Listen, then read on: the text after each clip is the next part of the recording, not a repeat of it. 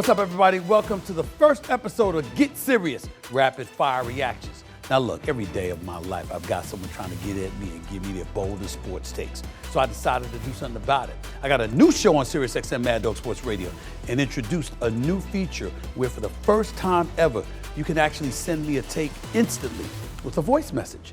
You know what it's called? Get Serious, that's what it's called. Today, I'm gonna hear from you, and we'll find out if you can go toe-to-toe with me. I'll be listening, and I'll be reacting. On the Stephen A. Smith Show, I've got a rating system that I take very, very seriously.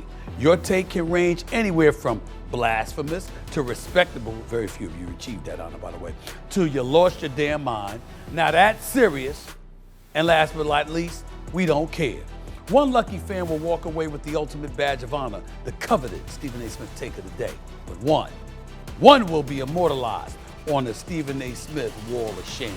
Lastly, I hear y'all chatter about only getting 20 seconds to record your takes and all of that. Well, guess what? I'm only giving myself 20 seconds to respond to your take and give you a rating. Why?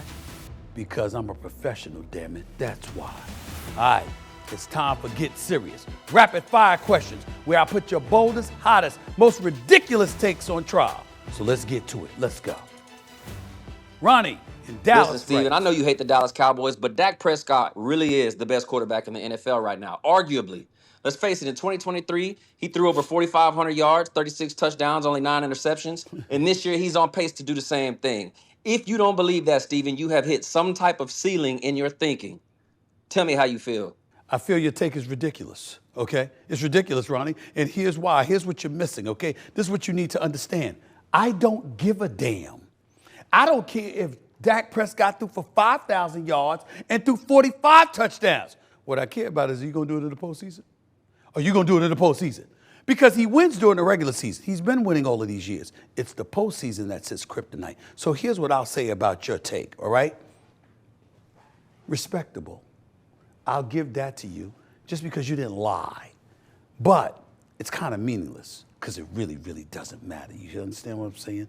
That's just the way that it goes. Let's go to the next one right now. Give it to me. The WNBA isn't a league. It's a marketing campaign for Caitlin Clark and Indiana Fever. 41 games out of 44 on national TV. 41! And let's be real, she's not the best player in the league. That's Asia Wilson, not even close. She's not even the best player on her own team. That's Aaliyah Boston, yet they get the calls, the rankings, the playoff pushes, all to keep Clark relevant for the money. That's not credibility, that's a sellout. I find that to be a serious take. I gotta admit it. It's a very serious take. Now, my question to you is, why do you have an attitude when you say that? Is it a problem, Kristen?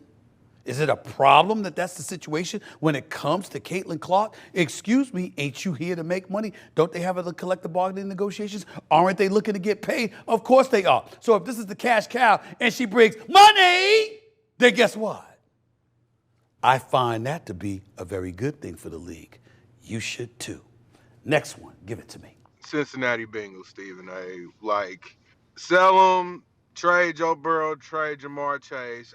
I don't know because I've never ran an NFL franchise, but I know it wouldn't be that hard to take a 4th or 5th round pick and go get some competent quarterback play. Quit acting like y'all the Bengals of old. I don't care, James. I don't care. You're bringing up the Cincinnati Bengals. Without Joe Burrow, they're nothing. We see that. Jamar Chase, he's one of the best top 2 wide receivers in the NFL. But guess what? When you don't have to load the box, when you can sit up there and rush 3 and throw 8 dudes back in coverage because the 3 can get past that porous offensive line of yours, then guess what? You don't have anything to worry about. So who gives a damn about the Cincinnati Bengals? Your take is not wrong. It's just meaningless. We don't particularly care. Next take, give it to me, please. I like Josh Allen a lot, but I do not believe that Josh Allen is nearly as good as Baker Mayfield. Josh Allen has a good line, a good backfield, and good receivers. Baker Mayfield had to create a new good receiver after losing Mike Evans, and he did that because he's that good of a quarterback. He do not have the same type of O-line, and he has good decision-making skills. The category is some of these names. You see all of this category right here, right? Wall of Shame, all of this other stuff. Now, I could put you on a wall of shame, but you've got me enticed to create another category, Karen. I think a category should be you should be drug tested. Hell wrong with you. Josh Allen ain't better than Baker Mayfield. You are definitely on something in broad daylight. Wall of shame automatically. Okay, I don't even want to hear it no more. Let's go to the next one, please. Disgruntled Cowboys fan here, and I'm here with another take. I told y'all to draft Cam Scatterboo. Now look at you. You're going to have to deal with this. He's going to be in New York, taking away shine from the league's darling, the Dallas Cowboys. And Jerry Jones, you're the face of the NFL. You letting these boys take over. I'm tired of Eddie, I don't think Scatterboo, I think he's good. I think he's a rough rider. I think in short yardage situations, you want that brother, no doubt about that. But this is a man's game. This is the NFL. He keeps getting hit the way because he likes the contact. I don't know how much that's going to last.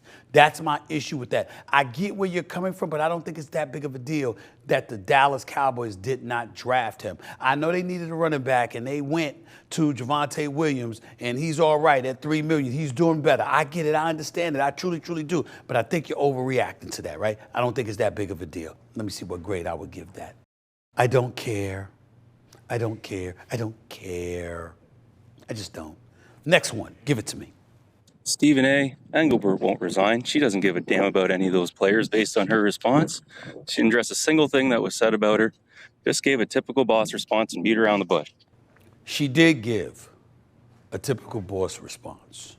That is true. Kathy Engelbert, commissioner for the WNBA. And I think your take is respectable. I will say this, however. Even though it was a typical executive response, it was an atypical confrontation spearheaded by the players. And it was so weak, she should resign because they've shown they have no respect for her. Nafisha Collier coming at her like that with the support of the players, you can't lead a league with people feeling that way about you. She should resign. She really should. Next up, what you got? Kareem, Hakeem, Wilt, Shaq, Magic Johnson, Steve Nash. All of these guys are really good, right? The best NBA player to ever touch the basketball is Nikola Jokić. He is all of them in one. The first true point center ever. GOAT. Nikola Jokić is big time. He's one of the greatest centers to have ever lived. Is he Kareem Abdul-Jabbar with the sky hook that nobody could ever stop in his entire career that led to him retiring as the all-time leading scorer in NBA history before LeBron James ultimately surpassed his record? I don't think so. Was he Wilt Chamberlain who provoked rules changes because he was so dominant compared to the competition? No. Was he the diesel? Now, I understand that Nikola Jokić can shoot. I understand that he can score. I understand that he is absolutely phenomenal and should be in the conversation as one of the top 5 centers of all time. But when you take into account preference, are you trying to tell me Shaq Diesel in his prime is not somebody you would have wanted? You understand? A man amongst boys, a man-child. Did you see the Oklahoma City Thunder sat up there and throw undersized individuals at Jokić to disrupt him? Did you see that in the postseason? Because I saw that, meaning Alex Caruso. Remember that? Pay attention. Learn more about your basketball before you come to Stephen A. with that take, because that was a little bit overboard. And I would have to say, that was blasphemous. Next one. Give it to me. Stephen A. The Chiefs are going back to the Super Bowl, and they're winning it. Patrick Mahomes is the most unstoppable force in football. Andy Reid has built a dynasty. The Eagles, they're just flapping their wings to the tune of smoke and mirrors. Any team that thinks they can stop Kansas City is lying to themselves. Blasphemous again. Blasphemous again. You know why? Because in your soliloquy, your diatribe, or whatever you want to call it, you know what you did? You called out the Eagles who whipped your living ass in the Super Bowl. See, when you get an ass kicking, you don't get to talk junk before redeeming yourself from that ass kicking. Because our everlasting memory is that it was an ass kicking. Oh, by the way, you played the Eagles a couple of weeks ago. Did you beat them? You lost to them again, didn't you? Shut up. Blasphemous take. Next one. Give it to me. The NFL completely fumbled the Taylor Swift Super Bowl halftime negotiations. We all know she was going to do it. There were 8 million Easter eggs in New Heights, okay? If she wanted to rename the stadium Swiftie Stadium 87 for one night only, the NFL should have said, yes, ma'am, what else can we get you? Fumbled the bag, fumbled the viewers, huge loss. Not so fast. Not so fast. Let me tell you why, Penelope, that you're wrong on this. Bad Bunny is an international superstar in the streaming stratosphere, which is where everything is going. That's number one. Number two, it's in Northern California, Palo Alto, wherever the hell the San Francisco 49ers play their football games, okay? Next year, Super Bowl's gonna be at SoFi in La La. That's where I went to see Taylor Swift contest, not once, but concert rather, not once but twice. Okay? Taylor Swift and the Swifties rolled up at SoFi and they turned it out. That is where she should perform halftime during the Super Bowl, not in Northern California. Disagree with you there. I'm gonna say, we don't care about your take on that one, Penelope, but I like you. Send another one. Let's get to the next one. Los Angeles, Boston, Tampa Bay, Kansas City, and San Francisco are way better sports cities than the city of New York City. The city of New York City is an absolute joke. Okay. You're a New York hater, I understand. Are you aware of the fact that Tampa Bay and Kansas City don't have NBA teams? New York has everything, just like Los Angeles and Boston do. But to throw Tampa in there, you don't have a basketball team. To throw Kansas City in there, you don't have a basketball team. But to call them better sports towns than New York City, maybe it's because you don't have as much to do as New York and it just seems that way. But it don't make you right. Talking about my city, New York, like that is a very blasphemous statement. Watch your mouth. We ain't going for that, Patrick. Watch your mouth. Blasphemous. That's your grade. Next up, give it to me. Stephen A., put some respect on the New York Islanders dynasty from 1980 to 1983, please. 4 straight Stanley Cup Finals, 5 straight Stanley Cup Finals appearances, 19 straight playoff series victories. 16 of those players won 4 straight Stanley Cups. They are the greatest professional sports dynasty. How can I put this in a manner that you can fully appreciate? William, in Belmont, New York, I don't recall talking about dynasties, but if I did, and the reason why I didn't mention the Islanders is because the only thing that I know about hockey is that the puck is black. The arenas are cold when I get there, but I still love going there because I enjoy hanging with Gary Bettman, the commissioner. Those are the only 3 things I know. So sorry, I'm going to have to sit up there and say, I get where you're coming from, but don't judge me too harshly. And I'm still going to give you a respectable take because their stats are their stats and they cannot be ignored. A few more of these left. Let's go to it right now, please. If Kobe Bryant is the closest thing we had to Michael Jordan, then why isn't he considered the second greatest of all time? Instead of a LeBron, instead of a Kareem Abdul-Jabbar, those guys, why isn't Kobe Bryant considered the second greatest of all time, at the very least?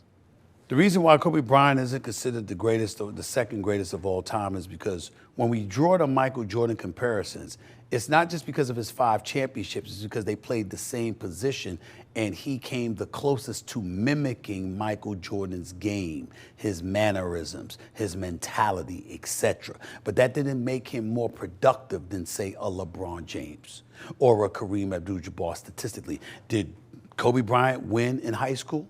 No. Okay, he won a championship just like Kareem Abdul-Jabbar did. I'm sorry.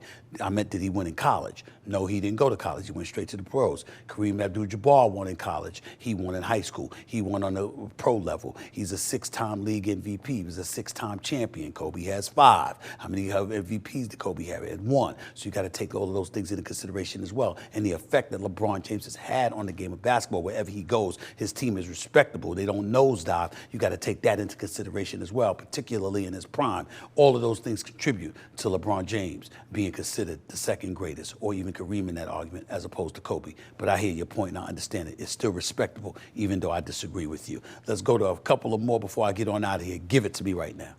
What's up, Stephen A. Smith? I'm Dwayne. Beaumont, California. That's over in the IE in SoCal. Big fan. Sometimes I feel like I got a love-hate relationship with you with some of the stuff you say, but hey, it's all fun and games at the end of the day. I love to come on first take. Hey, go Niners, go Lakers. Both of them taking home the championship this year.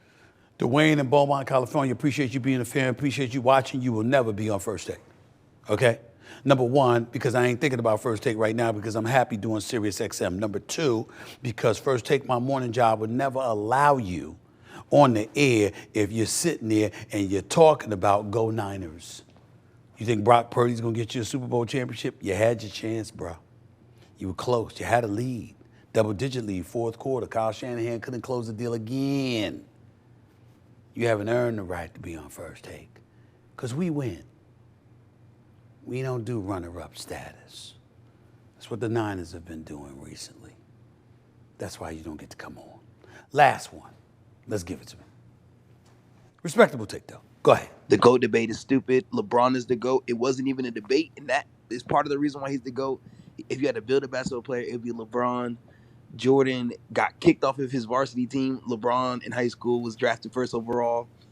And when they were older, Jordan could barely walk. LeBron is averaging 20, 10, and 10. Like, come on. Another wall of shame quote. That's where it belongs. Did LeBron win 6 championships? Was LeBron undefeated in all the championship series he's went to? Was LeBron a 10-time scoring champion? Did LeBron make the all-defensive team 9 times? Did LeBron spend 5 or 6 years averaging over 30?